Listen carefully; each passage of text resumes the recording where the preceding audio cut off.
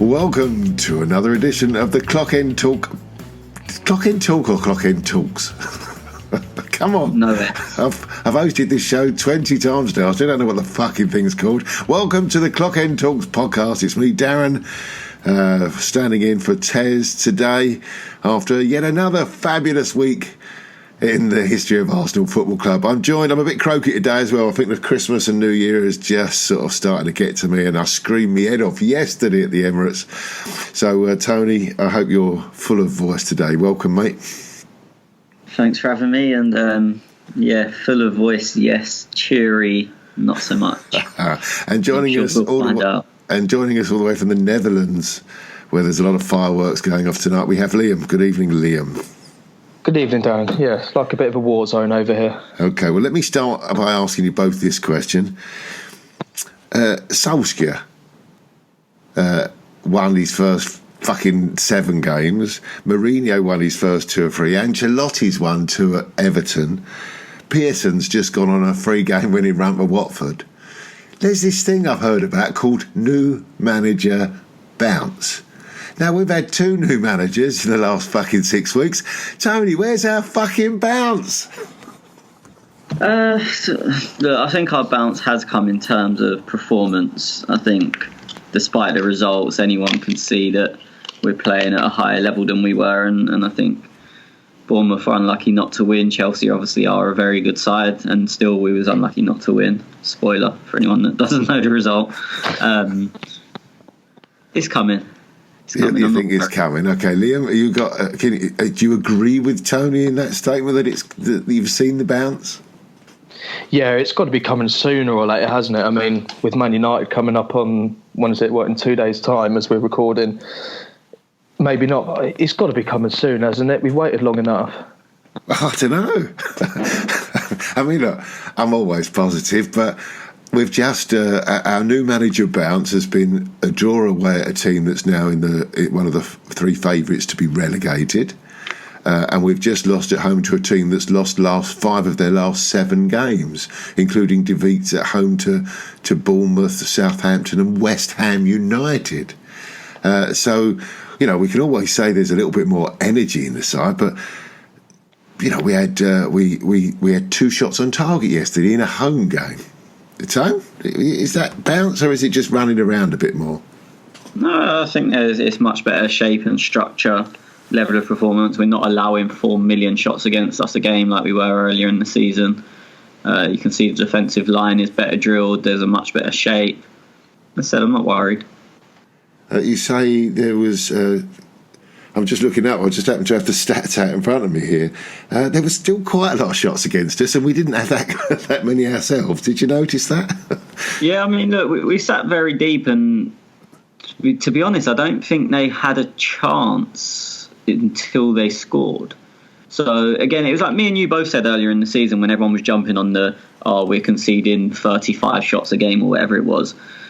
Quality of shots or quality of chances conceded for me is more important than the number, and so I don't know exactly what the number was but yesterday, but in terms of you think gilt edged chances, you go with us, the goal, Lacazette's bad touch, and then Kante nicks in, and then arguably Willock's one, say the free for us.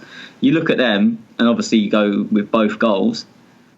And beyond that, was there a really chance where you thought he should have scored there? Abraham's header looks quite easy, but he's backing off so much he was never going to get any power on it. So I don't think we really gave up many chances. And we, as I said, we're playing a good side. Well, a good side that's just lost 5 out of 7. Beat Tottenham 2-0, only lost away to City, I think. Yeah, I mean, football's a freaky game, isn't it? But they've lost 5 out of 7, so they didn't exactly come to us full of confidence. They had double the amount of shots, pretty much, both on target and off. Double the amount of big chances, about a quarter more passes, double the amount of passes in the attacking third, almost 2.5, 3 times the amount of crosses. Do you know what I mean? I'm trying. You know me. I'm a very positive man, and I'm trying to play devil's advocate a little today because I don't want to complain about what we've seen. But it was Emery all over again, wasn't it? There was lots of promise. There was lots of things happening, and then we ran out of steam. We hardly touched the ball in the second half. Didn't have a shot after we scored. A shot on target after we scored. Liam, give me some positives. Give me something to be happy about. Well, it did feel different though. There was this structure that Tony's talking about, and there was when we went 1-0 up, there's chance of a 1-0 to the Arsenal. 5 minutes later, Lacazette, if he has a better touch and he's in form, he might score. And there was something that sort of felt good. There was a performance. The players were working hard. There's definitely something there. It's just when the chips are down, they're really down with us, aren't they, at the moment? And we just can't get anything going for us. So we had that lineup. I mean, I will say, the thing that we haven't mentioned yet, we are absolutely crippled with injuries, all in the same positions, aren't we? I mean, we're playing without left and right backs, and our centre forwards, our centre half, centre backs are falling like flies. So we see that lineup. There was only the one surprise, wasn't there? Again, that Pepe didn't start in place of Nelson. Tony, what did you think when you saw that lineup? Yeah, exactly that. The only position that was in any doubt for me, and I know Liam thinks slightly differently because we was talking in the WhatsApp group before the game, but for me, that's team barring one person picked itself. Yeah, I mean, there's an argument. There was hardly anyone to come in. What did you think, Liam, on that side? I could see why Nelson was playing more so when the game was actually on. You could see how hard he was working to help out Maitland-Niles. As far as the back line is concerned, what are you really meant to do when Socrates, Holding, Mustafi's not good enough, Mavropanos isn't good enough? That does leave you with Chambers and Luiz, doesn't it, really? I mean, what else is he meant to do? I don't like Guendouzi next to Torreira in the double pivot, but again, what's he meant to do? I don't think he's got really much option. It does sort of pick itself. No one seems. I know it's in the questions letter, so if I can talk about it, but hey, so much criticism for Guendouzi, and I really don't get it. I really, really don't get it. Let's have a look at the game. I mean, we've got that side. There's not much we can do to change it. We did start brightly, didn't we? Tony, atmosphere was fabulous at the stadium, wasn't it? Yeah, it was really good, and it was good throughout the game as well. And I always say a bad refereeing performance helps atmosphere. Agreed. And that is, look, we started off on the front foot, so I would say that the players, wrongly, but the players have to get the fans up for the game these days, which it never used to be, but that seems to be the way things are going now. And they started strongly, and they've done that, and then the bad refereeing started from probably about 4 minutes onwards. And that always helps an atmosphere. Yeah, I mean, it was quite obvious as well that even when they announced with 15 minutes to go that one of the main exits of the stadium was. Yeah, I couldn't hear it. I just heard them kept saying it's closed. They were trying to give a reason. I still don't know what it was. They just kept saying due to structural reasons, the South Bridge exiting the stadium is closed. Now, obviously, that you're basically talking about one of the main 4 ways out of the stadium is closed, and what would have happened at any time in the last 18 months is that everyone would have fucked off. Everyone would have gone, oh fuck it, we're leaving, and everyone stayed pretty much. There were some people still leaving, which I just really can't understand in a game that was so finely poised. But right the way through to the end. In fact, I know I'm jumping about a bit here, but when Ozil got substituted, it was like he'd just won the World Cup for us. It was an incredible reception he got as he walked off the pitch, wasn't it? Yeah, but I mean, he was very good, and I'm not saying I'm the guy that decides these things, but I would say if you're gonna criticise someone when they're bad, you've got to celebrate them in equal measure when they're good, and I think that's probably the first time in a long time we've seen that. I mean, the bloke that sits next to me said like we were singing the Ozil song in full volume, and he went, when was the last time we heard that? And the last time we heard that was when he weren't on the pitch, and we were sort of using it as a protest against Emery. Yeah. In terms of just using it for the sake of him being good, especially at home. I mean, away it's whatever, but at home, the last time that rang around in support for him and not as a criticism of someone else was fucking God knows when.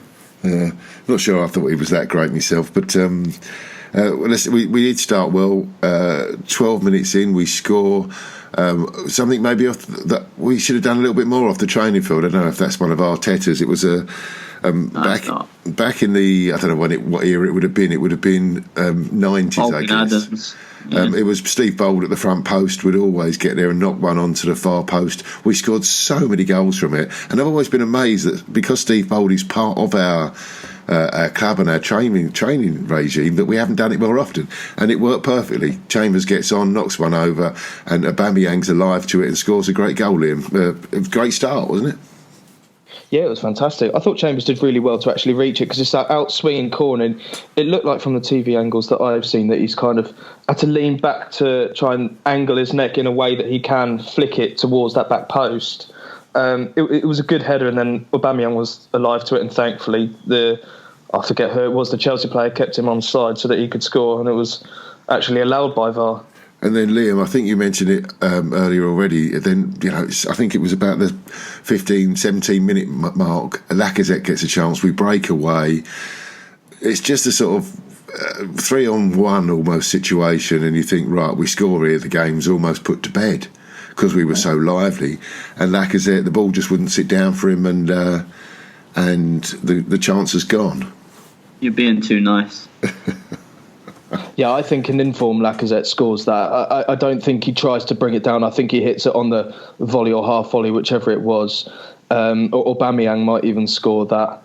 I thought it was a really good chance, but you could just see his confidence is so low. He has to take that touch, and that touch is poor. It's just not going for. I don't know where he's going to get a goal from at this point. I think I said as much on the last podcast. Do you know, I had a look at his stats because there's a lot of talk. A lot of the questions I saw are about Lacazette and Aubameyang, who we should sell, who we should get in. And I don't think, I think I mentioned on the last pod that the three of us did together that I don't think Lacazette, you can blame him too much for being out of form because he's hardly played. And he's been played, in bit part games. And, I think as a centre forward, you want to play every week to get your confidence and your touch going. But his record this year isn't too dissimilar from the previous years. He scores just under 1 in 2. It's a little bit less this year, but a goal will change that. And the thing that is slightly down this year is assists. Is his form that bad? Am I wrong in thinking that because he hasn't played, it's like he's coming through pre-season almost? He's played so little. Tony, you said that I'm being too fair. Yeah, well, you was like the ball wouldn't come down for him. It wouldn't come down for him because his touch was horrendous. So it was he didn't get it down, not it wouldn't come down for him. Also, his touch is that bad. You've got to have the instinct, especially he uses his body so well normally. If you take a bad touch, step across it, put your massive arse in the way, and if any defender tries to get it, it's a penalty. He doesn't have the foresight to do that. He just lets Kante come in and rob him. To be honest, at the moment, I really don't know what he's offering us. We're not building up off him. His touch has been pretty much horrendous for months, so you can't link play off him anyway. And this playing little, it's not really true. He was out for a few games, yeah, but he played all of August pretty much. Then he was out for a bit. Then he's come back in, and he's been in and out of the team, but that's due to form. He's literally given us nothing at the moment. No, you say it's due to form. It's because the managers before have gone down the route of playing 1 up front and 3 behind, and he's not been one of the 3. He's played in the Europa League games, the Carling Cup games. Obviously, that's got to upset him, and maybe, I'm giving him too much credit that he should come through, but he hasn't played for that first team. He hasn't been in that setup, and he looks to me like he's anxious now. A good striker. He was only dropped from the first team as a striker once Freddie came in, and even Freddie started him there in his first 2 games, and he stunk the place out in both of them, Norwich away, and then he scored at Brighton at home, but he was horrendous. It was actually his worst performance of the lot. He scored the flick on from a corner, and then he got dropped at West Ham. So I think people are making excuses for him because they like him. If his name was Granit Xhaka or Mesut Ozil, the hate would be horrendous. People are surely making excuses for him because they like him. He's been shit. Yeah. There's no two ways about it. He has been terrible. The rest of them have been good. We've won 1 in fucking 13 games. You're the one who's now, you're highlighting Lacazette. You're the one who's saying he's the problem. I mean, I'm not saying he's the problem. I'm saying he's been shit. See, this is the thing. Everyone wants to jump around and talk about everyone else. We're talking about Lacazette. Lacazette has been shit. You don't have to say, but what about him? But what about him? The fact is, Lacazette has been shit. And no one wants to say it because they like Lacazette. I'm not sure. I've looked at lots of messages over the last 24 hours. No one seems to like Lacazette. Everyone seems to, because Xhaka's not in the team, he is the new Xhaka. No, he's not the new Xhaka. He's been shit, so people are saying he's shit, and now suddenly it's somehow become an agenda. It's not an agenda. He's been shit, so I'm saying he's been shit.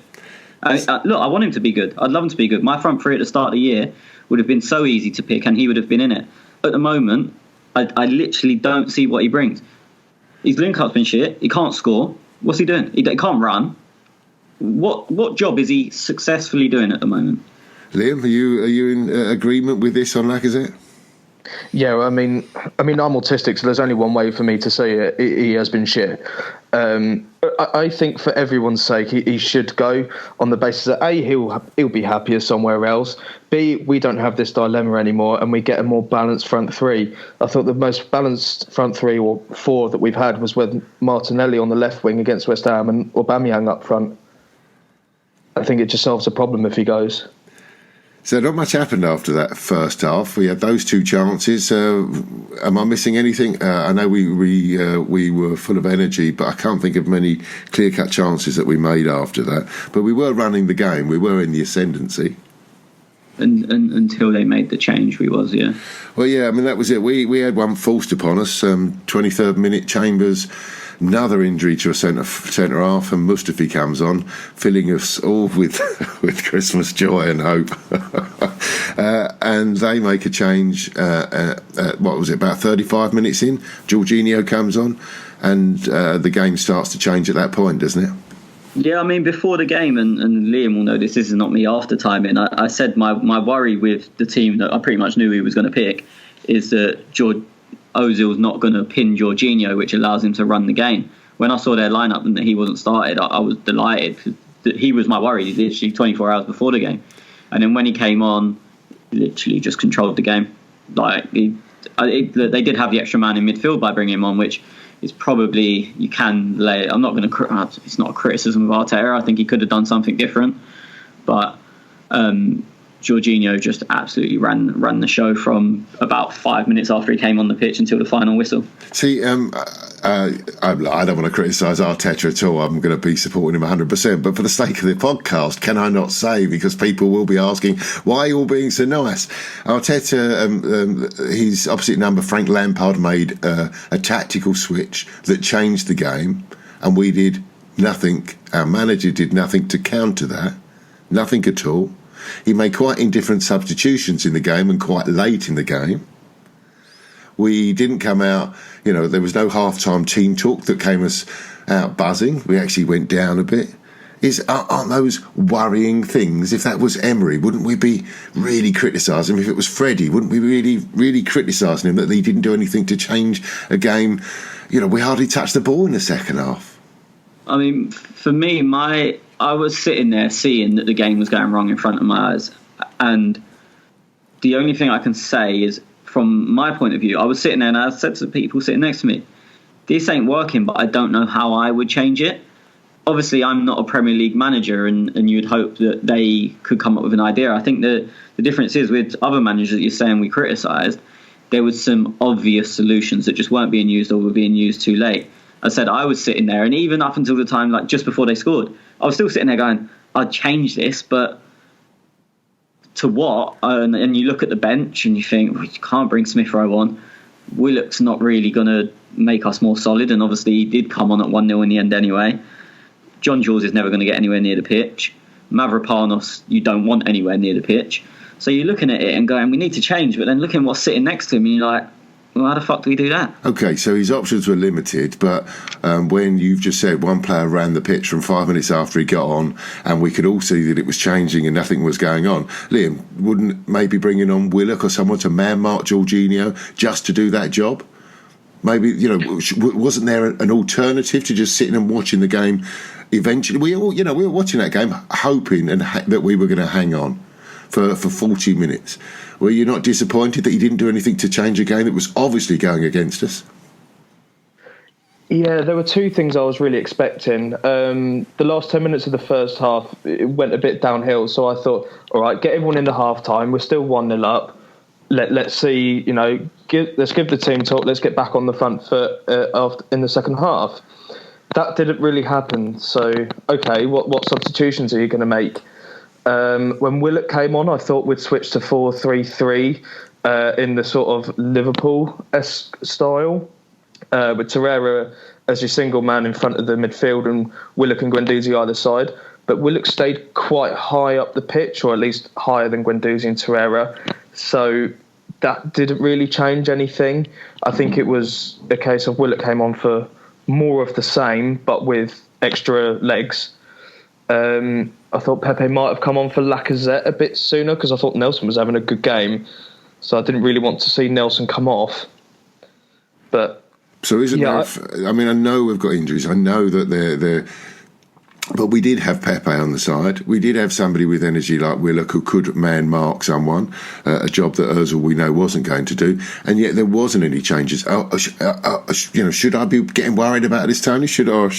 No, I mean, look, the game went wrong once Willock came on. So saying I'd bring him on for the energy, he came on at 1-0 and we lost 2-1. No, Tony, I said bring him on to man mark Jorginho. I didn't say bring him on to play him as a number 10 to push forward to score a goal. The issue you've got is when you're under pressure and people don't appreciate it enough, you give Ozil the ball, he holds it for a few seconds, lets you get up the pitch, and then 99% of the time gives it to another Arsenal player, which relieves pressure. He isn't all action, and no, he's not going to follow people all over the pitch, but he takes away defensive pressure so often. Yeah, and it's difficult to take him off the pitch. Okay, and it is exactly what happened. We took him off the pitch for more energy, and then the ball just came. Every time we got it, it came back within 3 seconds. Yeah, I mean, I wasn't against the sub. I'm not criticising anyone, but it's very difficult when you just go, naturally someone is going to mark Jorginho better. Yes, they are, but if their first touch, they're going to be chasing the ball 30 yards and giving it straight back every time, which is what happened, then, or they get too far ahead of the ball, which is also what happened, then you're going to be like, you're kind of chopping one hand off to feed the other. Yeah, but we're winning the game 1-0. The game's going against us. It obviously needed changing, and there wasn't any change. No, but I agree, but I don't know what the change was, and I don't think Ozil was the right one, and I think that was shown by what happened after he went off. All right, so you so he didn't make a change, and then when he did, he made a bad one. Is that what you're saying? He made one that was available, and it didn't work. As I said, I don't know what I can't say anything's right and wrong because I don't know what was right and wrong. As I said, I sat there for at least half hour saying this needs a change, but I don't know what I would change. Do you think Pep Guardiola would have been sitting there saying, right, Mikel, what should we do now? Or do you think he would have said, right, go and tell him to get warmed up? We don't know. Look, we can speculate, but I don't know. With the options he had available, I don't know what change I would have made. So I can't criticise anyone else for it. If I was sitting here saying he should have done A, B and C, then I've got a criticism. But when I'm sitting here absolutely clueless, I can't criticise anyone else for not knowing what to do or not doing anything. Okay. So let's get on to where it all started to go wrong. We made those changes, and then Leno, who has been superb for us in the last 3-4 months, made a calamitous error. Came off his line to punch a ball that he got nowhere near, and someone's at the far post just to tap it in. Please, Liam, please don't be too critical of our goalkeeper. No, you kind of have to blame Leno because it's his fault. The goals, no doubt.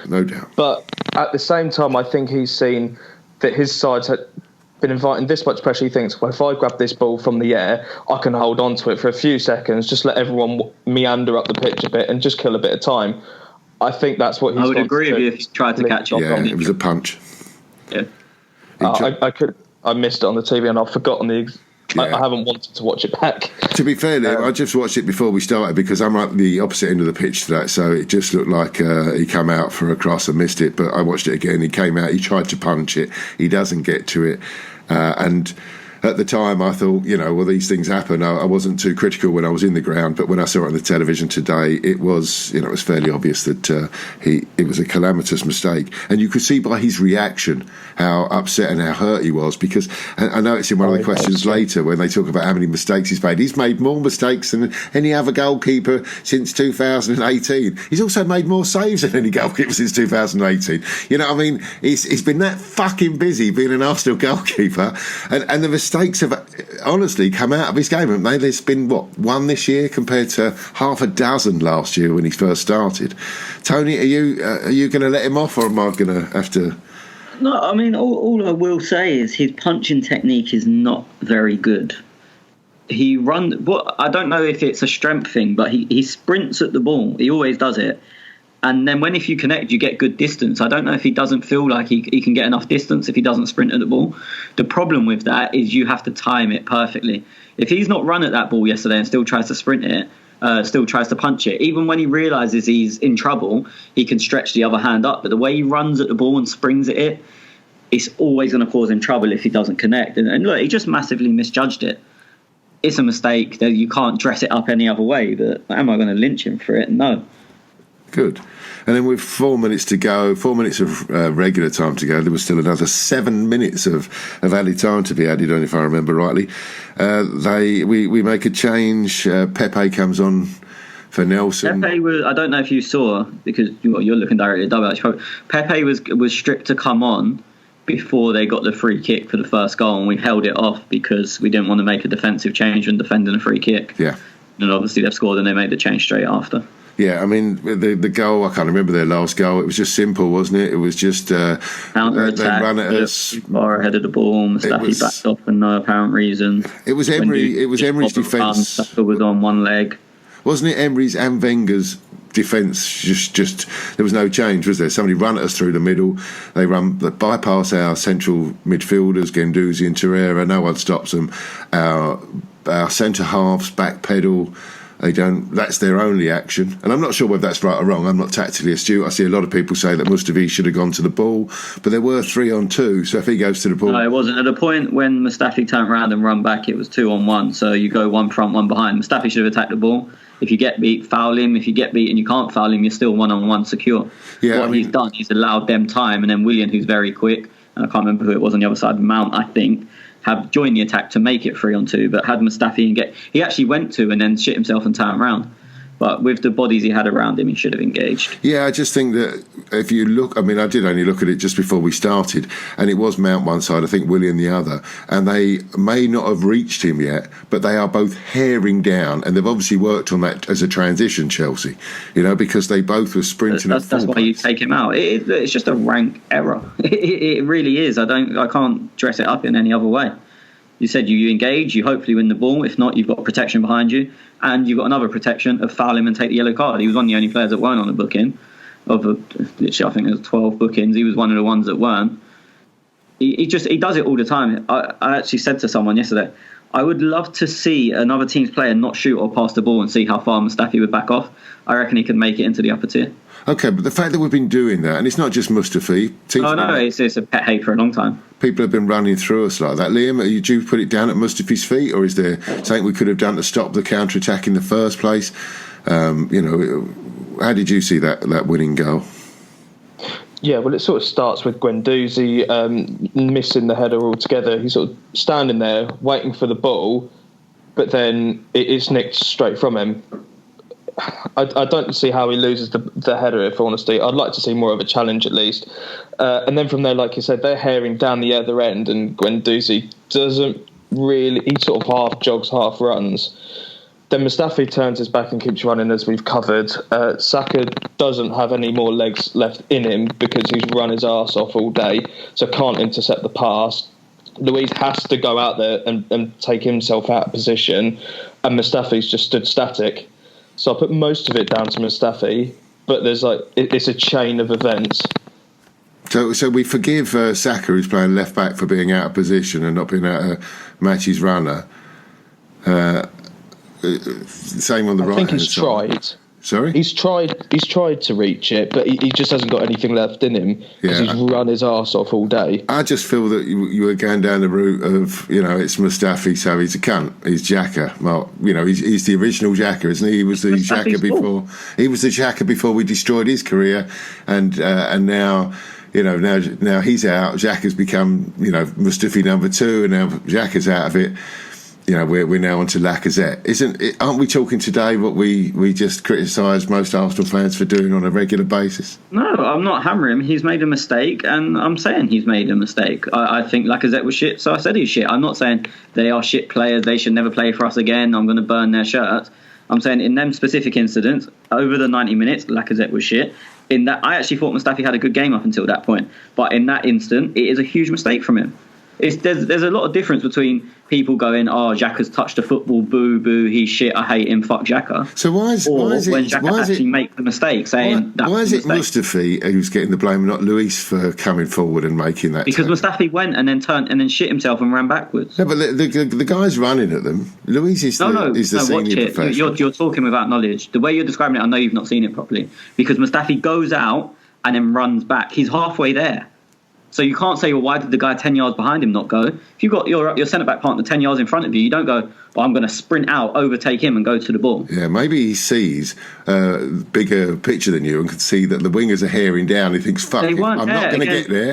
No, but they just put it into space at the left or the right. That's all they do. If someone's running it... He had a centre-back covering him, and then he had someone on the right. Again, you're saying this, you can't have seen it properly the way you're seeing it. Okay. So after that, we lose the game. Not much goes on.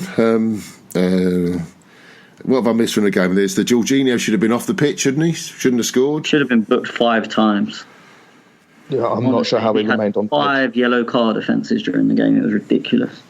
It was a strange situation, wasn't it? Because the referees, it was that game where, Man City did to us. Chelsea were very, very good at stopping us.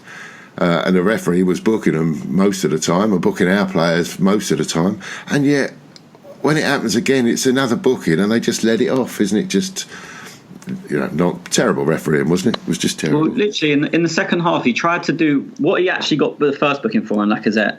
He tried to do it to Nelson and missed. But the rule with breaking up play is intent rather than the severity of the challenge. So the intent set should be a booking. He then done it someone else, I forget who it was, and missed again. No booking, nothing to play on. Then got booked for the one on Lacazette.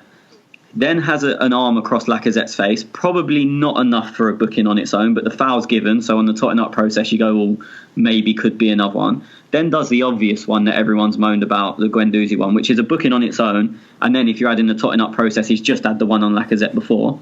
Then Torreira gets booked for the exact same thing that Jorginho has just done. And then after that, he had another foul over on the right wing. I think it was Pepe, I can't remember. Again, free kick given, no further action. So there's at least 4 standalone bookable offences and 2 other fouls on the totting up process. And there may have been other niggly fouls in between that I can't remember. But he literally could have had 5 yellow cards in the second half. And people are focusing on the big one because it is the obvious one. But there's just so many. It is just ridiculous refereeing. I actually came out of the game and I felt like personally cheated. Don't you feel like that with VAR? Yes. Look, I came out of the ground and I was looking on the WhatsApp group and on Twitter, and people were going on about the potential foul on Torreira for the goal.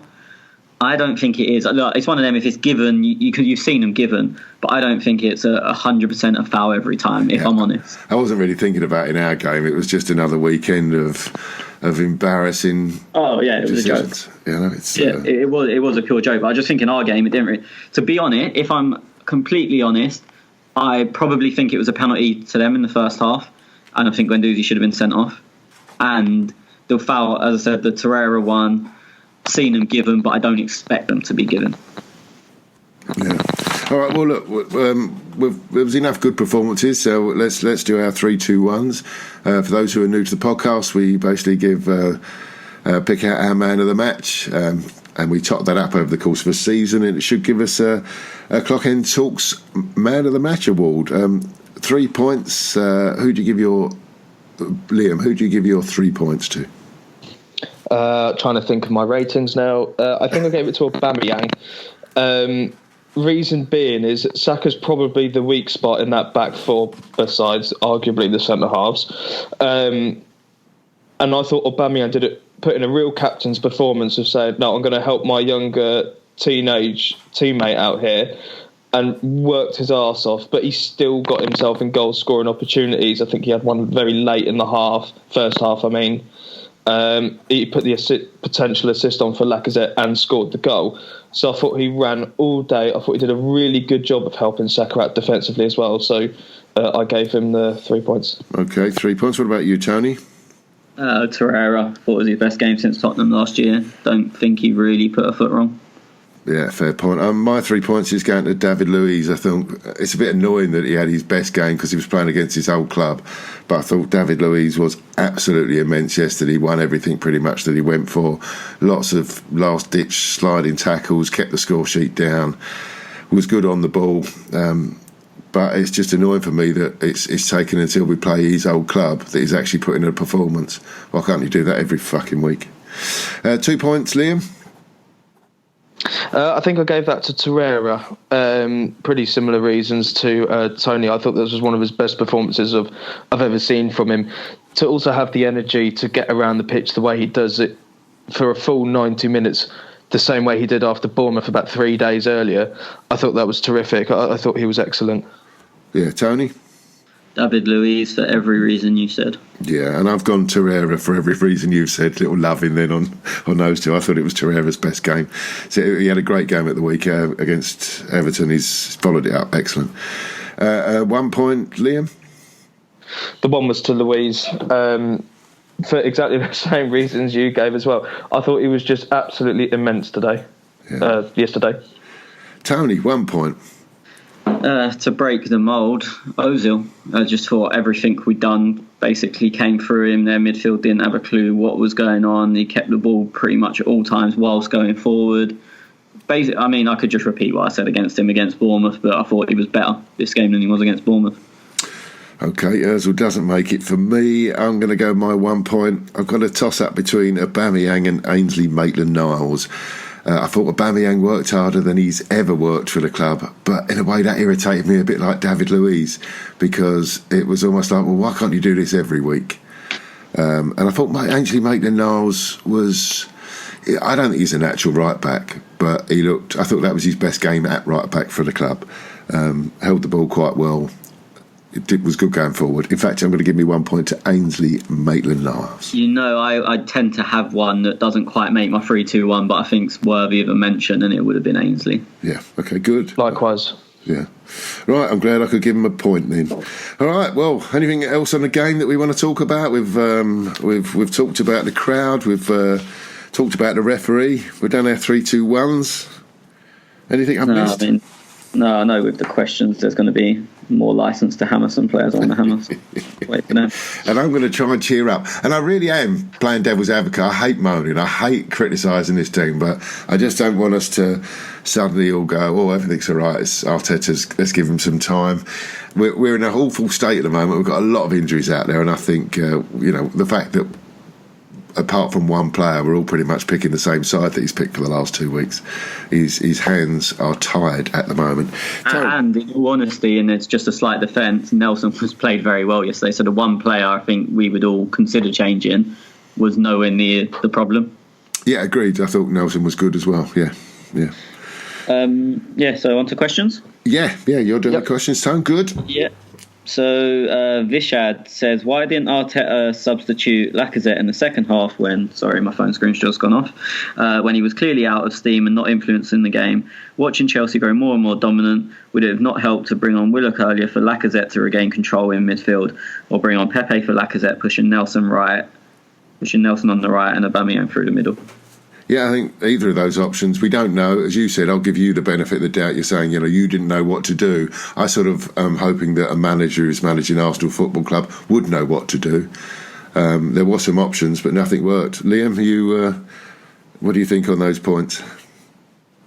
Yeah, I thought Pepe would have come on earlier simply because Ozil went off, just bring a bit of control into the game, and him and Nelson, if Lacazette was to come off for Pepe, I thought him and Nelson would have gained the yards up the pitch a bit better and just given us that bit more control.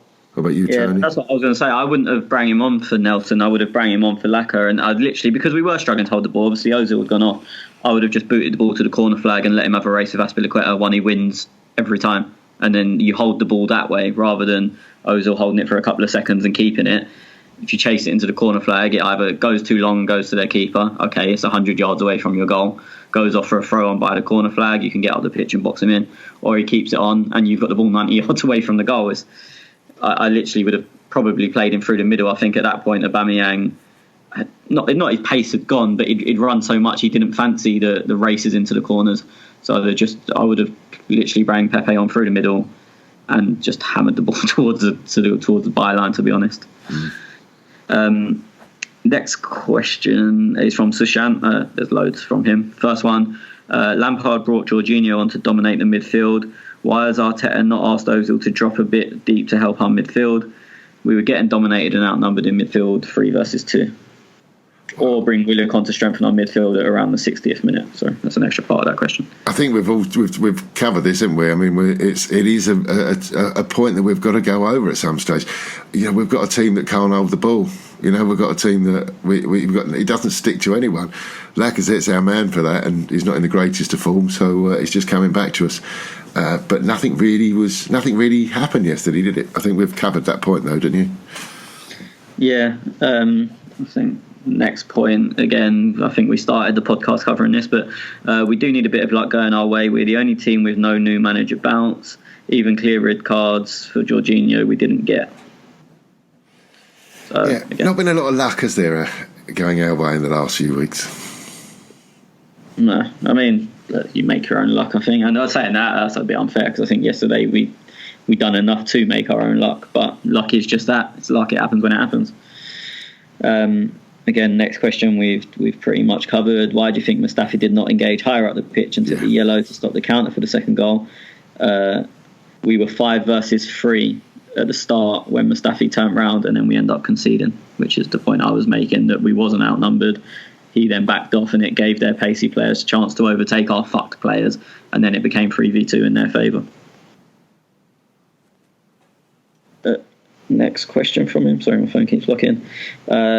Laka's poor form has cost us 5 points in the last 2 games. Does his hold-up... I think is his hold-up game so important for us? Why not try Pepe or Aubameyang in that role?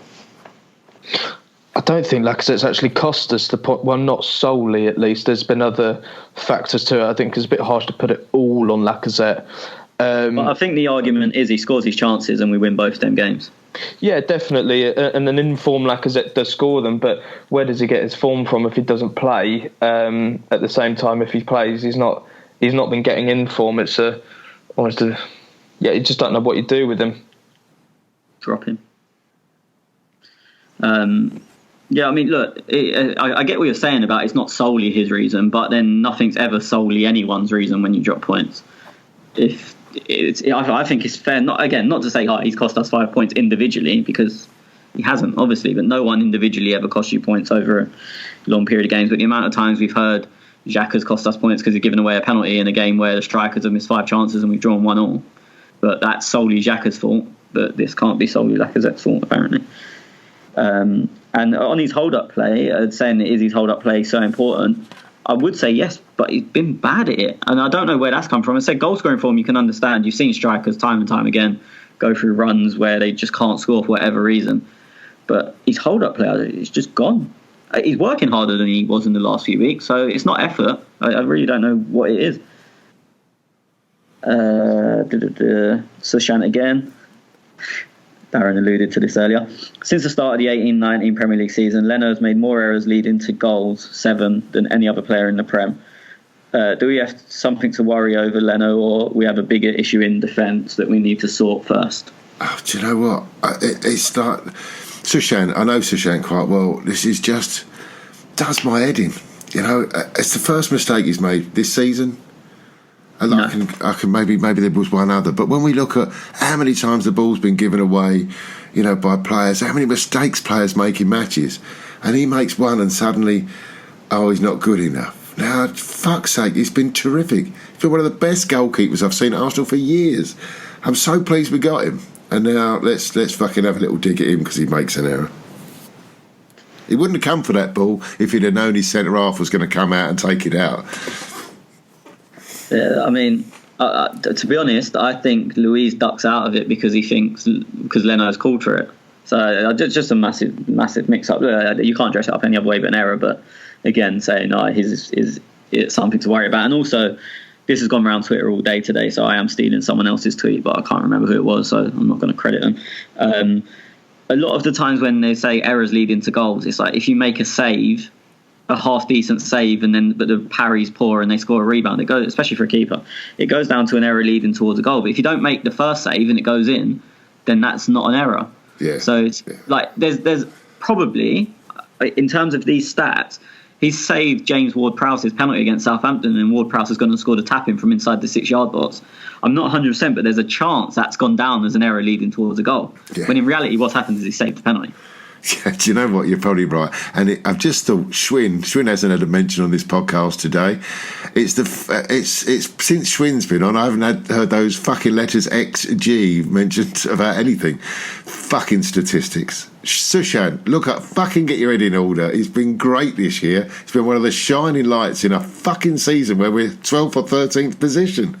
Don't get on his back now. One mistake. Just to have a little dig at XG, because I feel like I haven't done it for a while. There was a game in the Championship yesterday that finished 5-4.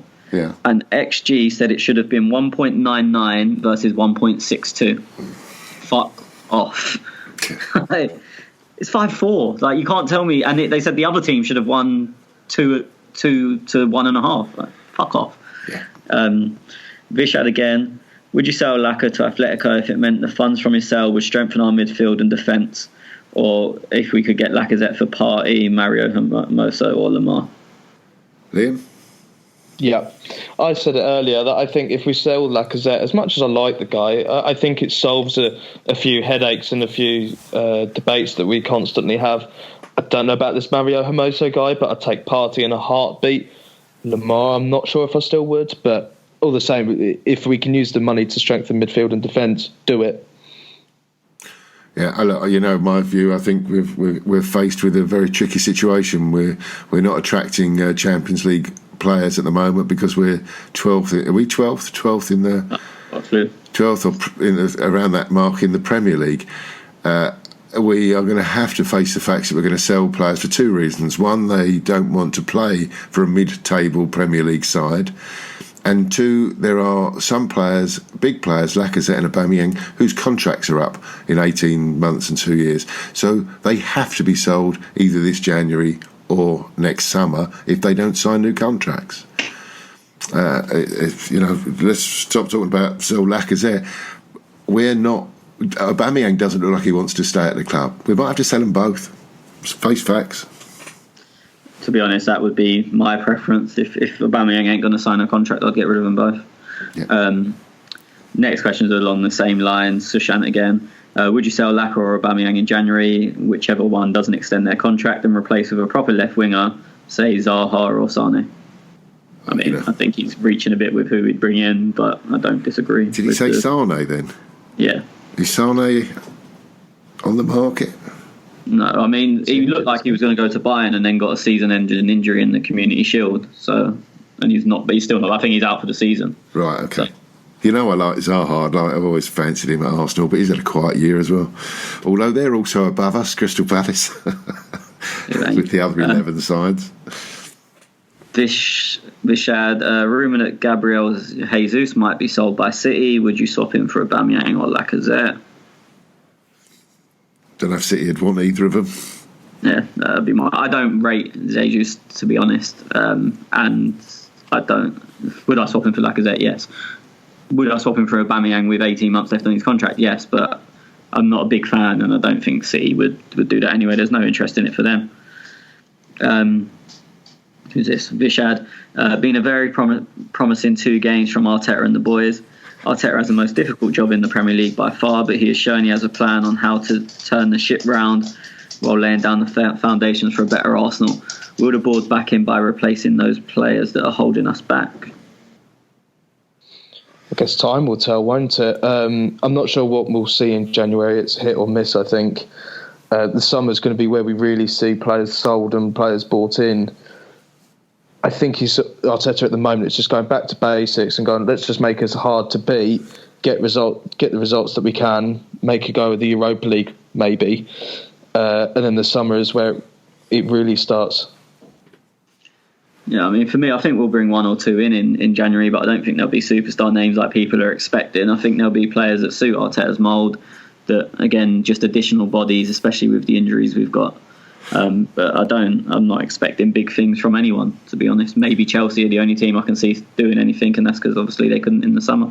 Yeah, and much I've been a bit critical of Arteta today just because it makes better podcasting. But and look, we've done nothing so far. We've had 2 games, we haven't won. We've run around a lot more, and we've moved the ball a bit quicker. So, good start. We all like what he said. We all like what he said in his press conferences.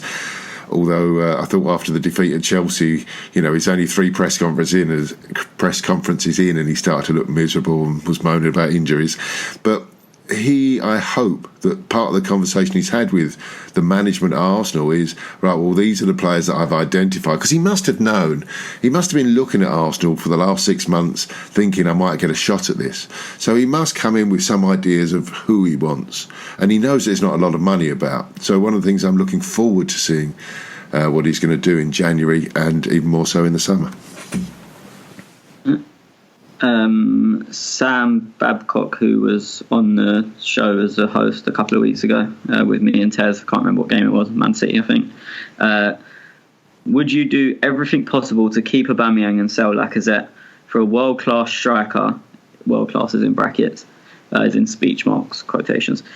He is miles off Aubameyang in terms of goal scoring, and honestly I'd rather have Giroud back instead of having Lacazette.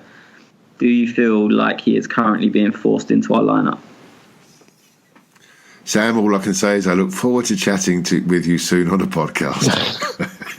Fucking Giroud back. Yeah. The first part of the question, to be honest, if I would do everything possible to keep Aubameyang, and if that meant selling Lacazette, I would do it. I agree he's not world class. I agree he's miles off Aubameyang. No, I wouldn't rather Giroud than him. Although I would like an option that can give us something different, but it's not Giroud. Do I feel he's being forced into the lineup? Absolutely. Then Sushant just sent us Maitland-Niles stats for the game. There's no question. I don't really know what I'm meant to do with them. Maitland-Niles versus Chelsea, 84% pass completion, 4 out of 7 long balls accurate, 1 out of 1 dribbles completed, 5 out of 7 tackles won, 8 out of 12 ground duels won, 2 out of 4 aerial battles won, 3 interceptions. Yeah. Do you know, I think, Sushant, like we all did when we did our 3-2-1s, we all praised Ainsley Maitland-Niles. We thought we had a good game, and I guess Sushant is just hammering that point home. But when I saw that question, it did make me think, it's like 8 out of 12 tackles made. You could say 4 tackles missed. I hate statistics. Do you know?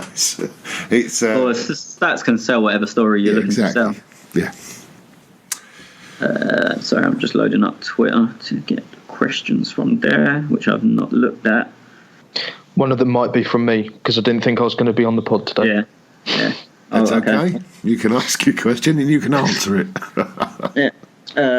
FPL Canada. As the game wore on, the Arsenal players wore out and the concentration levels dropped.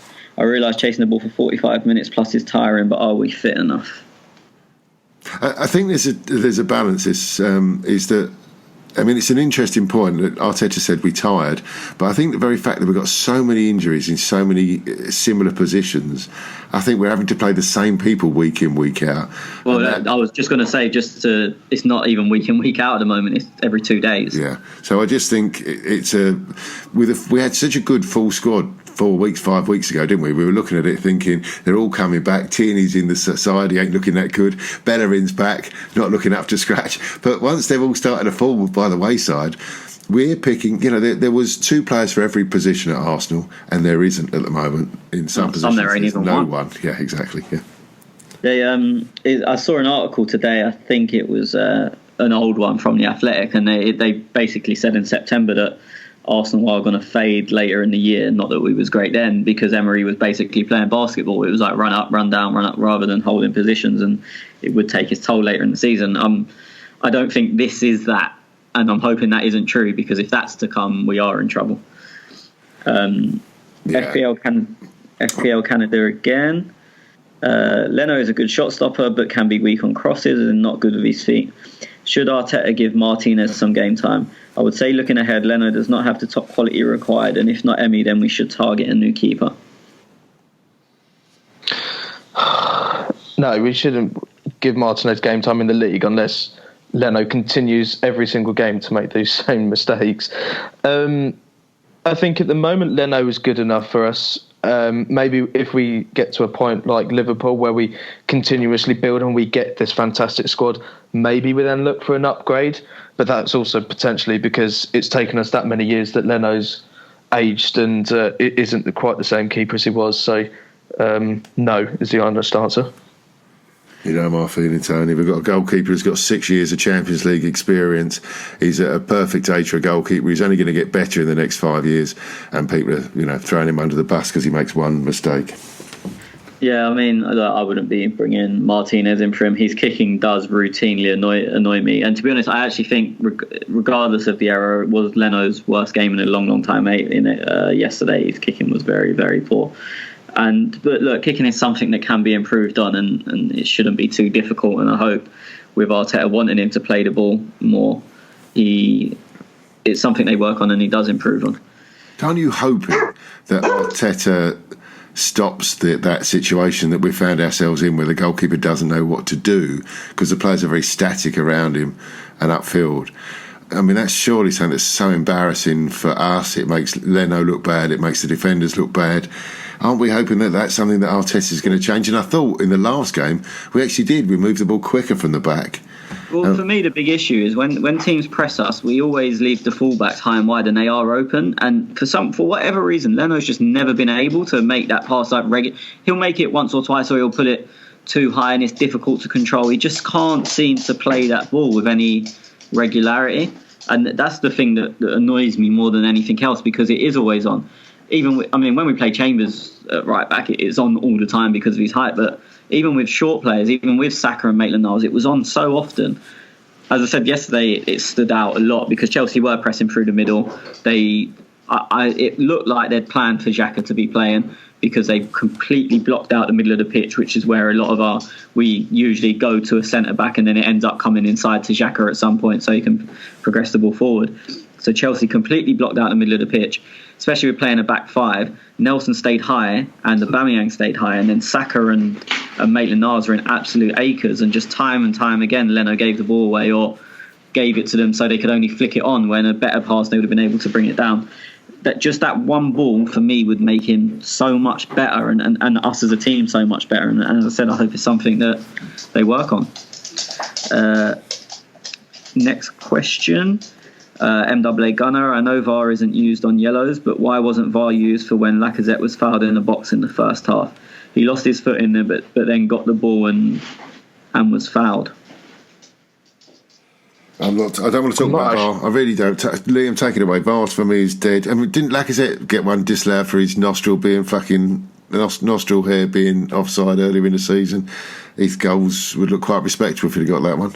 Liam, take it away. I think that was about 3 years ago, but if you want to add it to this season to stack up Lacazette, feel free. Sorry, so how can it be 3 years ago? I thought VAR only came in this season. No, he had one at Stoke disallowed to the outside of his shoelace about 3 years ago, and it was a reason that why VAR would be better. One at Emirates this season, scored it in the goal where the end I'm at, disallowed. Liam, take it off on VAR. I don't want to talk about it. I can't actually think of the incident that he's referring to. Was it the one where we were talking about the bounce didn't quite fall right? Is he thinking he got fouled then? No, it was. I'm not sure if it was 0-0 or 1-0 by that point. And to be honest, again, nothing happened from it, so they didn't really show it on TV again. But it was. I think he got fouled outside the area, but he kind of sort of dropped to his knees and got up and stumbled on and kept the ball and then recycled the ball out wide or gave the ball away. And my feeling straight away, again, I might be wrong because I've only seen it live and it was the other end of the pitch. My feeling straight away was it was a foul but outside the area. So obviously, I think I vaguely remember it, but I was having streaming problems for the first 10 minutes of the game or so. I think it would. No, I can't remember it well enough. I probably shouldn't comment if I'm honest.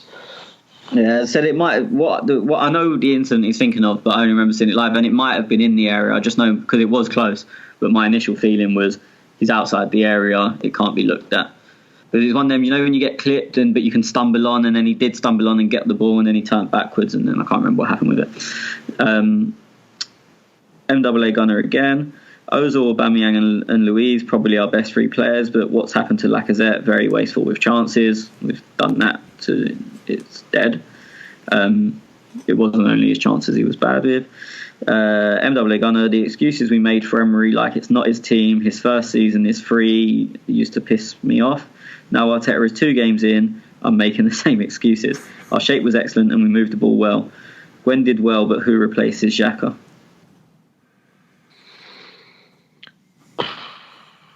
I don't know about the Guendouzi thing. I don't think Guendouzi actually played that well, in all honesty. I thought he did enough to look reasonably all right and look after his stats, but I don't think he really contributed to the game in any way. As for who replaces Xhaka, it's anybody's guess at this point. Maybe we look to Brazil with Edo's links. I've heard of this guy called Bruno. I don't know a lot about him. That's the difficult bit, because I think if Xhaka does go, we have to replace him. I think the short-term solution, though, would probably be Luiz if we had enough centre-halves. I can't see Arteta. I know you say this quite often. I can't see Arteta ever playing Luiz there. It's easy to play football. It's easier to play football when you've got the ball. You're not really being pressured and everything's in front of you. It's very different taking the ball on the half turn when you've got a man on your back or playing the balls quickly. I can only see Luiz ever playing there if you've got all the time in the world and people are going to press us from goal kicks because they know we can't really do it. So I really don't think Luiz is an option. I think it's our key position, isn't it, Tony? It's our key position. We need to forget if Xhaka goes or not, whether Xhaka stays or not. We're just missing that person who can take that ball from the defence and turn both ways and keep possession of the ball. Santi Cazorla, Cesc Fabregas, a young Jack Wilshere. You know, those players that are just comfortable on the ball and can turn away from trouble. And David Luiz, I think, played really well, you know, at that position the one time that Emery played him there, but he's not the long-term solution. It doesn't seem to be it's Torreira or Guendouzi for that matter. Yeah, I mean, it was also 23 minutes against the Frankfurt B team. Yeah. He was very good, but it was 23 minutes against Frankfurt reserves, essentially. And to just go on what Liam said and on the question, I don't think Guendouzi was good yesterday. I don't think he was close to good, but his name's not Xhaka, so I guess we'll have it. Can I just mention this on Xhaka? Somebody in the pub who I see before the game, I say he's a friend, he's somebody I see every week, goes every week with his son or with his mum or with his, before he passed away, his dad. So over the last 6 or 7 years, I've got to know this fella, you know, just for talking about Arsenal, just in the pub, just before the game. And he's a miserable, moaning bastard as a supporter. So I wind him up, you know, I kind of enjoy seeing him. But yesterday, and this is the point, because the three of us were on the podcast last, and I said, Xhaka's not playing. And he went, well, yeah, he's pretty shit anyway. And I said, well, didn't you think on the last game he played well? And he went, nah, fuck, he just gave the ball away again and again and again. And I just couldn't. Do you know, we all three of us, different ages, different backgrounds, all gave him the man of the match. I looked up his stats. He had 90 out of 96 passes, the most in the game. 90 out of 96 completed passes. We all gave him the man of the match, and yet that bloke in the pub, who is a very typical Arsenal fan, who won't be listening to this podcast, says, oh, Jack is a cunt, gives the ball away. And that's what our fans are like. Yeah, it doesn't surprise me. Obviously you're saying it about someone you personally know, and that's the majority of people that are that. Yes. But it's just silly. I think a lot of people don't. They watch the game with preconceived ideas. So as soon as one thing that suits that idea happens, they ignore everything else that goes against that idea. So he's probably seen him give the ball away once and gone, fuck's sake, Jack has given it away again. And he's like, well, where's that again come from? What, you're talking about he done it last week as well? Oh no, twice in 2 games. I just think that we did it with Mustafi and now we're doing it with Lacazette. Carry on, next question. Wouldn't Arteta prefer Maitland-Niles to Bellerin if he wants them to play as a third centre midfielder in parts of the game? Obviously, that's what I said last week, and I think Hector's really going to struggle to get back in. Yeah. I don't know if you're to agree, disagree, think I'm stupid, think MWA Gunner's stupid. Liv, do you want to take it? I've got an answer. Yeah, I said as much in my ratings. For the first time yesterday, I thought I actually can't see Bellerin getting in this squad. I thought maybe Maitland-Niles is as good as Bellerin, but yesterday I thought there's no way Bellerin actually gets in this squad at the moment, because Maitland-Niles looks happy being able to, all right, he's at right back, but he does get to move into central midfield, and he does get to venture forward as well, and play the winger role that he likes as well. So I can't, if you keep Maitland-Niles happy and you keep him playing as well as he is, Bellerin doesn't get in this squad, not a chance. Yeah, but isn't Maitland-Niles, it's one or two good performances. Until recently, we've been saying we need, it's not been good enough. It's a big season for Hector Bellerin. He's a favourite at the club. He's had a very serious injury, and I think you've got to take that on board. He was out for a year, and the same with Holding. When you come back from these long injuries, there's lots of things that can go wrong in your recovery. But Hector's really got to get back into this side and get back to showing some of the form that he had or that he's capable of. Otherwise, forget this Maitland-Niles over Bellerin. Surely a right back becomes our second or third most important position to buy someone in the summer. For me, it's not even about ability. It's a system issue that if he wants a right back that's going to stride into centre midfield and be competent on playing the ball, beating a man, holding off a man, and battle in the middle of the pitch, that's not Bellerin. So I'm not saying this based on how Maitland-Niles has performed in the last 2 or 3 games, and he has been good. It's the style that Arteta seems to want them to play in just doesn't suit Bellerin at all. To jump on that as well at the same time, I think you're absolutely right. Bellerin isn't that sort of person, but Tierney is probably going to be our first choice left back. So the saving grace potentially for Bellerin is that Tierney will do that central midfield role, and Bellerin will be the one that might be his saving grace. Yeah, I mean, for me, I'd rather, because of Tierney's delivery, I'd rather he be the one that get forward. I mean, how many times do we seem to, not so much yesterday, I think it happened once or twice, but we seem to get Saka in behind and his final ball just either isn't good or just doesn't find the man. It doesn't mean it's not good, it gets cut out or whatever. And I think if you can get someone on there overloads that can deliver a ball, I think you're wasting a lot of what Tierney's good at if you get him to be the one that knocks the ball 5 yards in centre midfield. Anyway, MWA Gunner again. Are we going to see Joe Willock come on for O's a win every single game? Anyone? Don't know, don't care. Same answer. Yeah, I mean, Hakan Larsson replied to that saying nope. So Yeah, take Hack. On to Hakan Larsson. Why do you guys think we sort of lost control and possession in the game? Was it our plan to sit back? Anyone? Chelsea were a lot better than us, kept the ball really well, forced us back. And something that you mentioned earlier, Tony, I thought when we did kick it long, we just kicked it long to players who don't hold the ball up very well. I think the only time that we looked dangerous is when we did curl one out of play up near the corner flag and stepped up and moved up near the halfway line and tried to pen them in. But it was few and far between. The ball just kept coming back and back and back at us because we can't hold the ball and play football. And we just haven't got the players that can do it. Big scary worry for me that this is a young, inexperienced Chelsea side, but technically they were so much better than us in that second half, and they all wanted the ball. Yeah.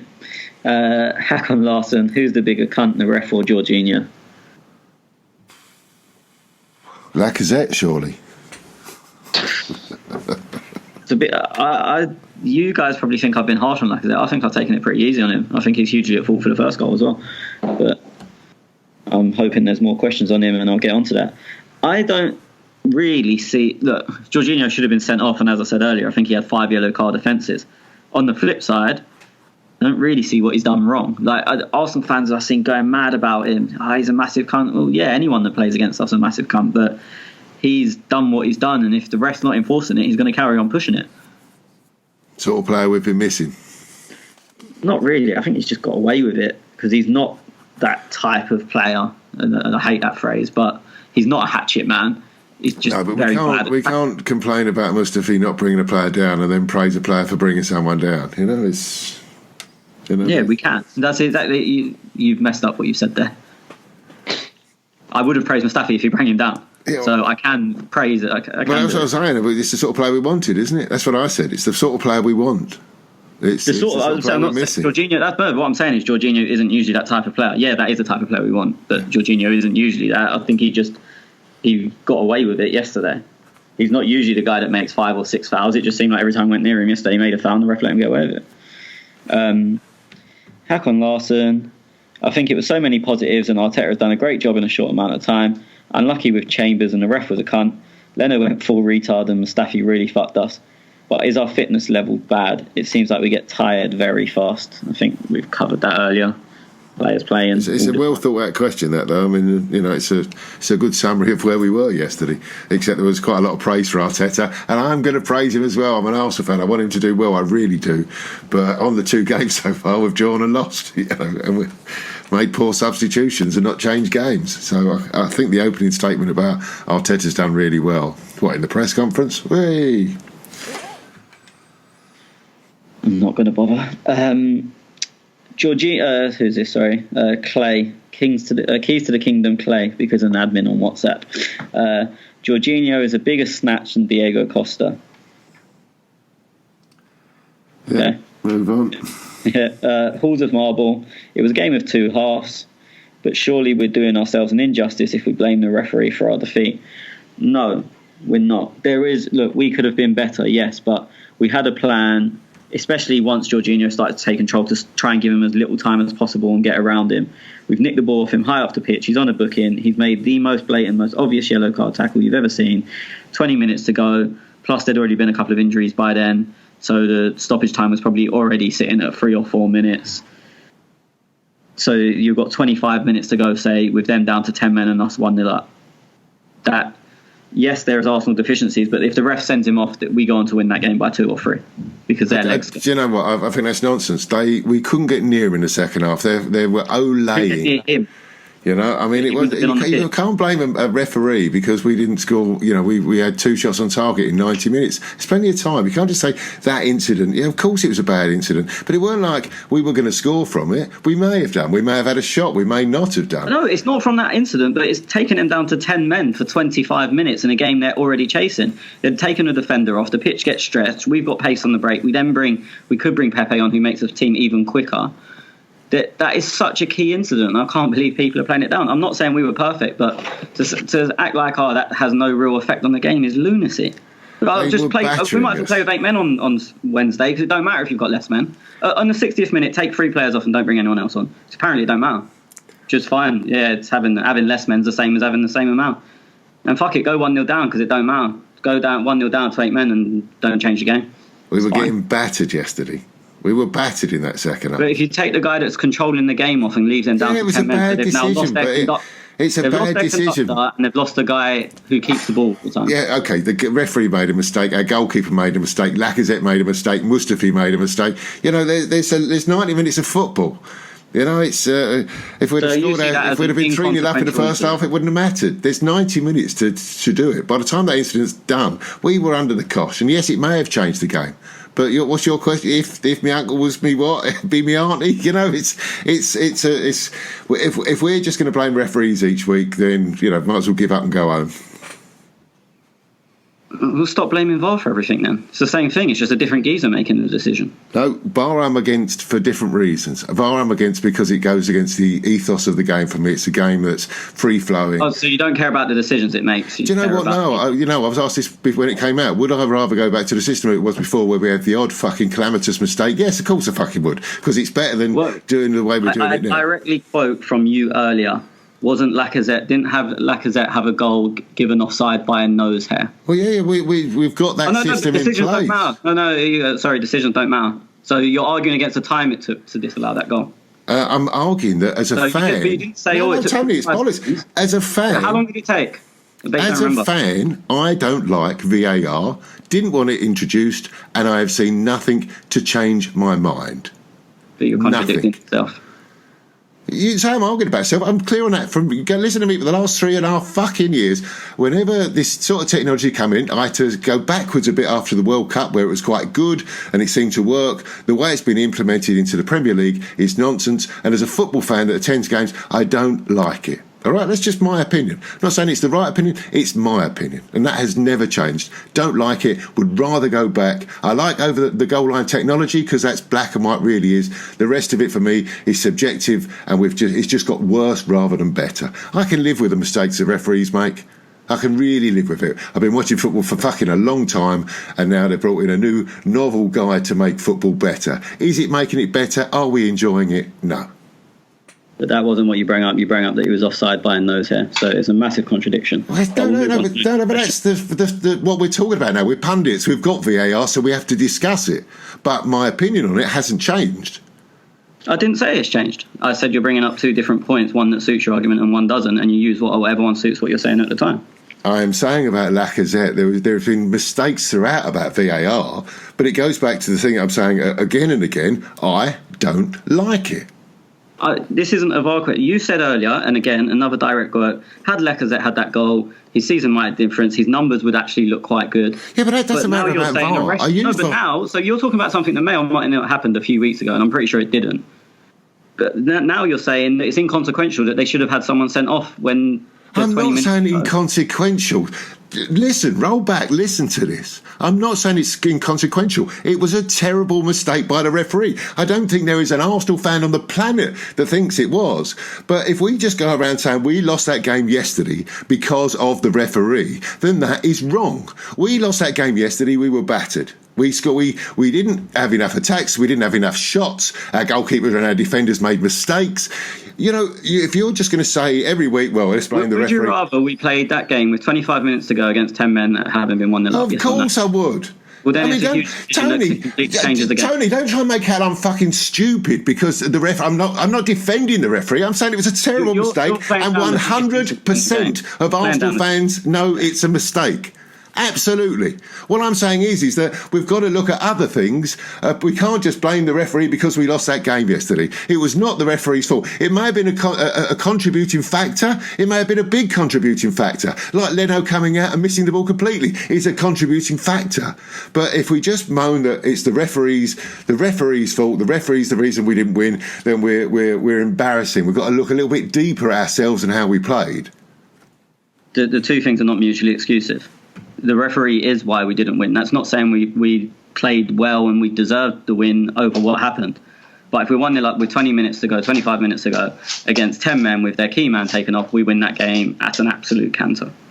So I'm not trying to say we were perfect and the ref fucked us. Sorry, I also didn't realise you had a crystal ball. Okay, we're going to try and be clever. No, but you're saying if that had happened, this would have happened and this would have happened. Yeah, we may have won the game. We may have. Okay, every time I'm going to ask anyone for a prediction, I'm just going to hang up the call because no one knows what's going to happen. That's how we're going to do this from now on. Actually, what's the point answering questions? Because we don't actually know. So, KSC is the ultimate source of all our issues. Largely, my phone screen's gone off again. I need to change that. Largely due to bad decision making. Has their mismanagement highlighted a decade of wasted opportunities and mishaps?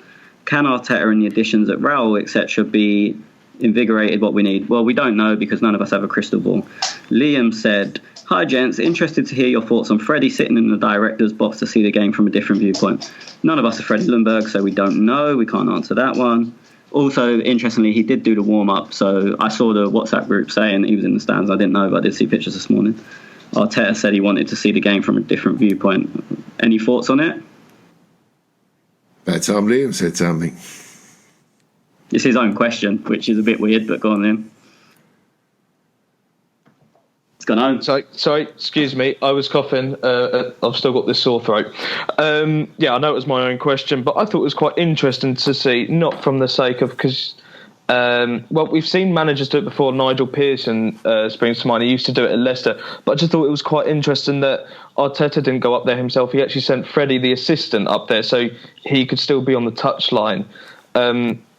I actually quite like the idea of getting more than one viewpoint at the same time, but I wondered, I can't really make my mind up too much about it, so I just wondered what you guys had thought about it.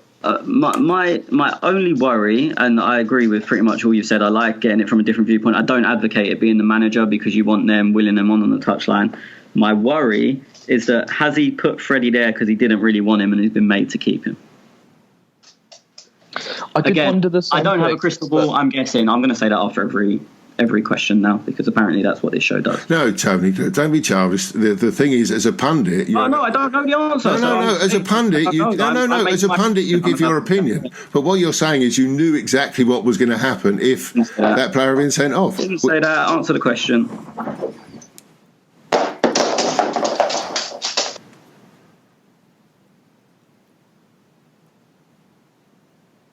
Sorry, we're waiting for something.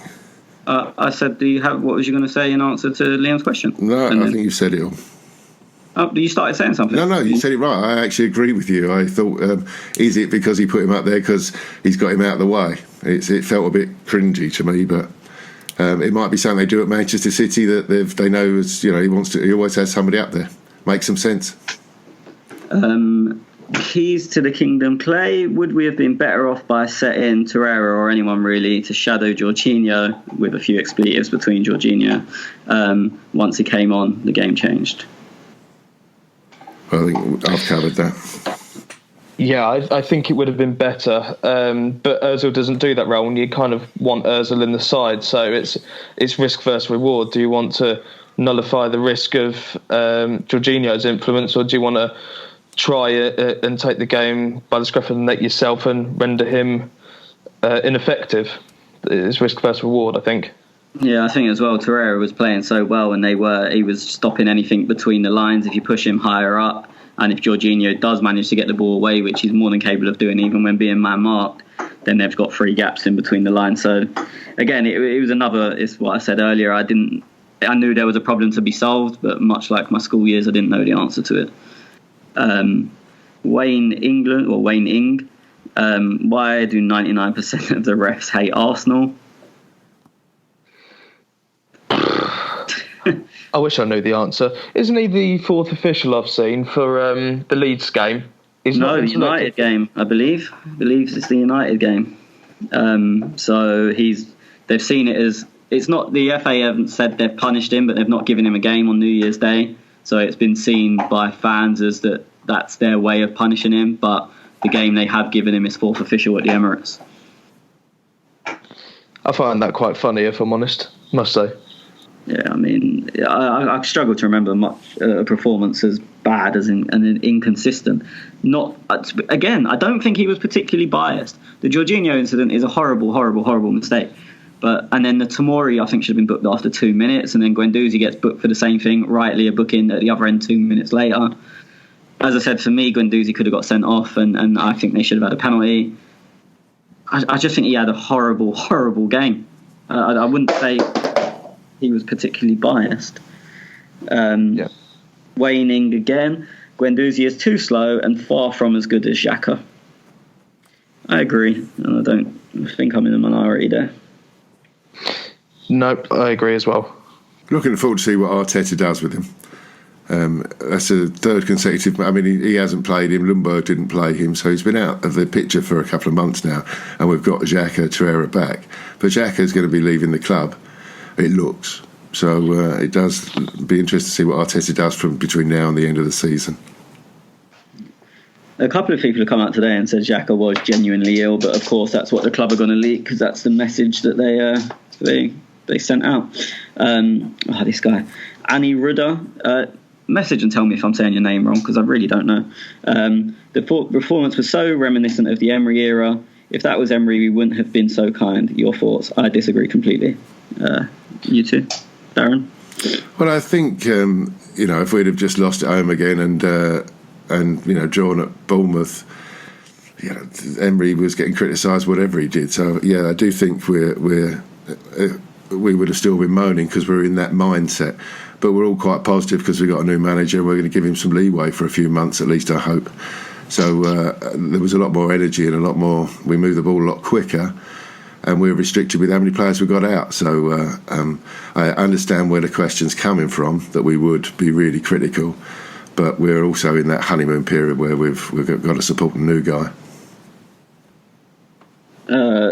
Just the next question is very similar. So, Liam, is Arteta doing an Emery with respect to Pepe? The situation seems very similar to that of Ozil and Emery. Honestly, I don't know what's going on with Pepe, because Arteta and Emery aren't the only ones who've done it. Freddie did it as well. So I'm not sure if... I might not have been clear. He's likening it more to how Emery treated Ozil. Oh, sorry. The situation seems very similar to that of Ozil and Emery. Isn't this your question, Liam? No, this isn't mine. I don't know. I don't think we know enough detail about the behind the scenes, because I think a lot of stuff came out about Ozil and Emery not seeing eye to eye. They didn't like the work rate, but we're not really getting those stories. It's just kind of been a bit blank. We haven't had anything that's difficult to draw any kind of comparisons to it, especially at this stage. But it is three consecutive managers haven't liked Pepe's attitude or something in training, which is a pity, isn't it? Because we're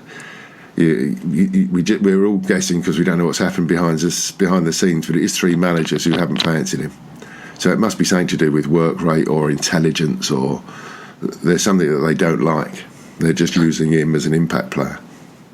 Yeah, my best guess is the work rate, because I said in the match reports, you can see why Nelson was playing that game yesterday ahead of Pepe, because he worked his arse off the same way Aubameyang did on the side to protect Ainsley Maitland-Niles, and I couldn't see Pepe doing the same thing. So best guess is it's something to do with the work rate. We just haven't had any confirmation either which way as to what the problem is or why he's not getting in the squad. Just the only thing I had on it, because again we don't know, is that I don't see it similar to the Ozil and Emery situation where Emery flat track bombed him off and didn't want to use him at all. And to be honest, I think he only gave in to fan pressure, and that was the only results were going bad. Fans were on his back, so he put Ozil in. So I don't see it like that, because there's no one. They use him in most games. He's not been out of the 18 at all, apart from he didn't travel to a dead rubber essentially in the Europa League. So I don't know if it's settling in, if it is work rate, if it's attitude, if it's application, whatever it is. But I don't see it as similar, well, not yet, to the Ozil and Emery situation. Again, Annie Rudder. If Arteta's plan was to hit Chelsea on the counter, then Pepe has to start. That is exactly how he played at Lille and scored loads of goals. Your thoughts? Yeah, I think we just covered Pepe, haven't we? I mean, none of us really know why he's not, because in theory he should be ahead of Reiss Nelson in every description, shouldn't he? He should be playing, but three consecutive managers haven't. So, don't know. I don't know why. Just, I don't think it was a plan to play on the counter, and we didn't early on until they made the system change, and I think it was more forced upon us than I don't think our plan was to play on the counter. No, I agree, but I think we're trying to play with very quick transitions, a bit like City do, I guess. And the same thing sort of goes, doesn't it? I mean, we did play with so much energy and we moved the ball really quickly at the start. And Reiss Nelson played very well, so it's hard to argue against having Pepe in. But even in that sort of quick transition sort of style, you would think that Pepe would be first choice. After paying 80 million for him, or whatever it was, 70 odd million. Yeah, I'd completely expect so. As I said, it's just a question. Said if Arteta's plan was to hit Chelsea on the counter, I don't think it was. Have either of you watched Emery's interview with Guillaume Balaguer? I haven't, so I can't comment on it. No, the bit that came out of it was that he was talking about being... I mean, I haven't seen the interview in full, just a bit that's hit Twitter and stuff today about that he was offered, or Arsenal were talking about offering him a new contract in the summer just gone, which thankfully they didn't. Otherwise it would have cost us a bit more money. But obviously, like we all were, I think, in the summer, we were hopeful that with the new signings it was all going to be a good season for us. It's not. Yeah. Liam, I think you have watched it, haven't you? Yeah, I watched the full thing just this morning while I was writing the match report. He didn't really say much more than we didn't already know. If I'm honest, it almost seemed a little bit rehearsed. I don't think we can really draw much from it, if I'm honest. Or again, I've not watched it, so but the only thing, if I'm honest. The two main things I've seen people talk about are the reason he gave Xhaka captaincy, and someone cut up that bit and put it on Twitter, but they didn't have the subtitles on, and I couldn't be asked to actually go into YouTube and turn in subtitles on, so I don't know the answer, but people seem to have been making a big deal out of it. And then the other bit was he wanted to tell the players individually he'd been sacked and not as a group, and they all came to his office individually apart from Torreira, who didn't bother, which is pretty interesting. And in a way, I kind of see it as a good thing, because we've been hearing Torreira wants out, and if it was just a personal thing against Emery, which that action would make it seem like, then we've got more chance of holding on to him, seemingly. Yeah, I'm going to throw water on that. Things been taken completely out of context. He does say those exact words that he says, everybody came to see me individually because I didn't want the whole group thing except Torreira. And then he goes on to say Torreira at the time couldn't come and see me, but left me a message. Think he was having a massage at the time or something along those lines, but did actually send him an individual message. Fair enough. That's annoying. Yeah. And that's what quotes can do for you. I know, right? Annie Roder again. Again, Arteta was slow with substitutions. Laka and Ozil were exhausted. If you want to defend deep, you need legs. Smith Rowe and Willock should have been brought on earlier. I think we've kind of done the substitutions to death. But what I will say, and I kind of avoided it earlier because I thought there'd be questions on it. Reece Nelson rolls for their first goal. Reece Nelson rolls the ball into Laka, and you'd expect him to hold it all day. He just, again, his tiredness. I think he was trying to think about what he was gonna do before actually getting the ball in.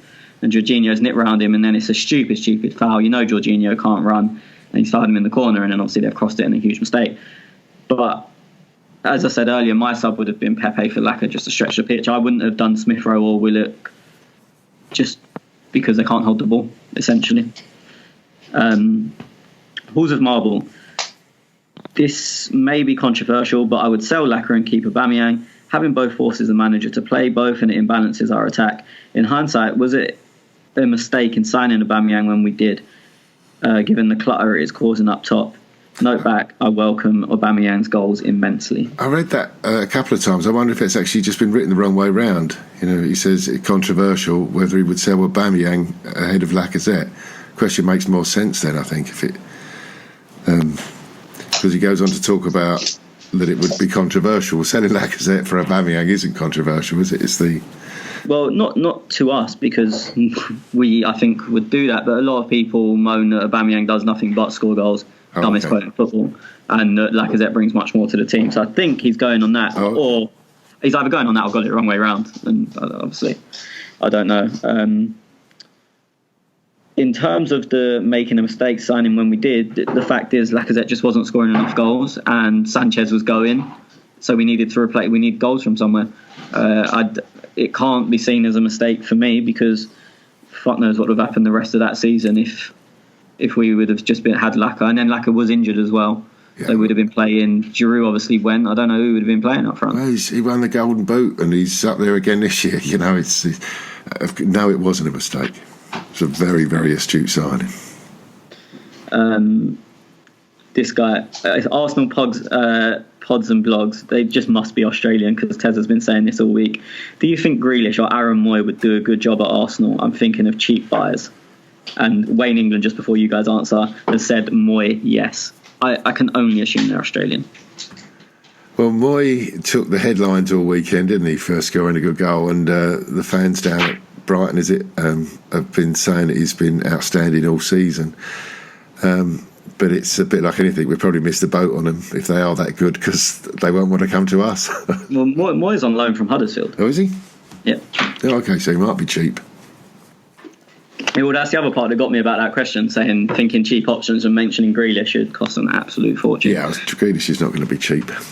But yeah, after Moy scored that goal the other day, Tez couldn't wait to get on WhatsApp saying, I've heard that Arsenal are all over Moy, because Australians are weird.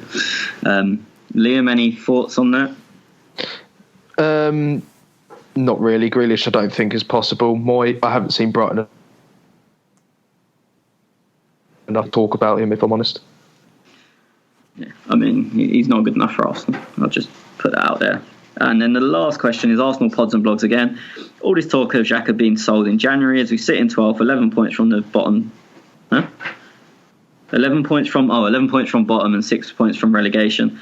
Guendouzi should be sold. Most overrated player to wear the Arsenal shirt. Ooh, this will be fun. Well, thank God it's an interesting world and we all have different opinions. So it's funny how, for me, as a young kid comes into the club, he shouldn't have been thrown in as 17-year-old, I think, when we bought him from second division of French football. I don't think anyone thought that he would play much and he would be a squad player, that they saw something in for the future, and they've played him. And yet successive managers have played him, they do tend to like him. I think he's been overplayed now. I think he's got the criticism of the crowd on his back, and I think, as Tony said many times, with not having a system that you can really rely on and play week in, week out, I don't think he's bringing too much. But I also think with the right manager and the right style, I think he's the future of Arsenal Football Club. I think he's got energy, I think he's got vision, I think he can pass with both feet, he can turn both ways. I'm hoping he will develop into a really top player for our football club. And to say we'll sell him, yeah, of course, cost us. I am nowhere near a fan of him. In fact, I'm verging on not liking him, but I wouldn't sell him. I think in a way he's, and so many Arsenal players have had this before, we overhype players, and then when they're in fact not world beaters, which they never were in the first place, they become shit because they've not got what you expected from them. Like Guendouzi, after 10 games, people were saying, he's a generational talent, and I shared this yesterday, that him and Fabregas at the same age. And there is people, I would call them idiots, that would say Fabregas was never world class. At the same age of Guendouzi, streets and streets ahead. We know that. And they're claiming that Guendouzi's generational talent. Now he's not turned out to be a generational talent, which we knew he wasn't, or you should have known he wasn't. It's gone the complete other way, and he's not what we thought he was going to be, so he must be shit. Same happened with Wilshere. He had them 2 years where everyone thought he was unreal, and then he came back, didn't reach that level, and it wasn't, he's not world class. It was, he's shit. And I think it's a fan's perspective problem, or that's where it started anyway. Liam, anything to add on that? I absolutely agree with you, if I'm honest, but I also think the formation that we're playing at the moment doesn't suit him at all, and I don't think that's helping his cause. I've said before, time and time again, that he doesn't have this USP. He's not really a holding defensive midfielder, but he's not an attacking midfielder. But this 4-2-3-1 that we're playing, you need to be either defensive or you need to be the number 10. So I think that's part and parcel of the reason he's not playing at the moment. My question to you, and I think I know what you're going to say, but I don't agree with you, which is why I bring it up. What formation does suit him, in your opinion? You say that doesn't, and I agree with you. What do you think does? Yeah, I think you know what I'll say. 4-3-3. Yeah. Left side of Torreira in the single pivot. Do you think he's good enough then to take out, who creates in that team essentially? In that team, I think you look to your fullbacks. I compare it to Liverpool, who are an exceptional team, but their creativity comes from their fullbacks. The midfielders, the work, the fullbacks that are bombing forward and creating those chances. Where I see exactly where you're coming from. Where I disagree with you is if you look at Liverpool, 9 times out of 10 it's Henderson, Fabinho and one other. And when the fullbacks go, one covers left back, one covers... So Henderson will cover left back if Robertson goes. Fabinho does the opposite on the other side. If you're saying Guendouzi on the left, if Tierney, Kolasinac, Saka, whoever's playing at left back, would you trust him to cover that side? Because I don't. No, that's the difficulty. So this is where I'm saying I knew your answer would be 4-3-3. I don't see that he fits any formation, which is my problem with him. Yeah, it's not my problem. Isn't his ability? It's not his ability at all. It's that I don't see where you. I can't picture a formation where I think, yes, that's him. That's it. That's where he does. That's where he plays.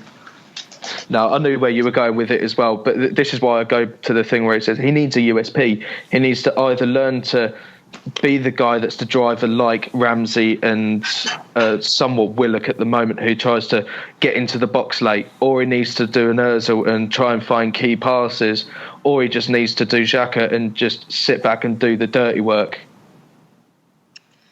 Yeah, but he doesn't really do any of them. Yeah, it's a difficult one. That's it for questions. So I think we're done. I don't think I've missed anything. So we've only got a couple of days rest, and it's nice, easy fix to Manchester United. The only good thing I'll say about the Manchester United coming around so quickly is they're pretty shit against teams in the lower half. We said that about Chelsea. This maybe just sounds super negative, and I actually said it when we was 1-0 up yesterday. I don't give us a chance against United. The squad's so small. They put in so much yesterday. obviously United got an extra day turnaround than us. I can't see us getting anything. I think they'll beat us quite comfortably, to be honest. Liam? I agree. I think we'll go on to try and impose ourselves on them, and they'll hit us time and time again on the counter, a bit like they did to City. I think it's a bit worrying is the same situation we've got. We've got no fullbacks. I don't know if there's any news on anyone coming back, but they've been playing very, with a lot of width. And you see Martial and Rashford going down that left-hand side. It just worries me. That's I think they're going to hit us. They're going to target those areas. But unlike you two, I'm going in positive. I think we'll beat them 5-0. Anything else? No, that's it from me. Well, we nearly kept it under an hour and a half, which is good going. Anything else you want to bring up, Liam? 30-something questions done. Yeah. No, nothing else for me. Well, let's just hope that we need something, though, don't we? We just need a break. We need something to go for us. We need a VAR decision to go our way, or an own goal, or something just freakish to happen to get a 1-0 win. However it happens, own goal, just something that's just going to turn our season around. Because what is it? 1 win in 12, something like that. Oh, I don't even want to know. I think 1 in 15. I think I read earlier. Yeah, I think Premier League it's 1 in 12, and I think in all competitions it might be even more. It's a long time since we've won at home as well, isn't it? It's early part of November, was it? So Victoria in the Europa League. In the league, I think it was Bournemouth on the 6th of October, I think it was. Yeah, long time. Relegation form. All right, let's wrap it up. Thanks for coming on, Tony. No worries. Liam? Thank you, my pleasure.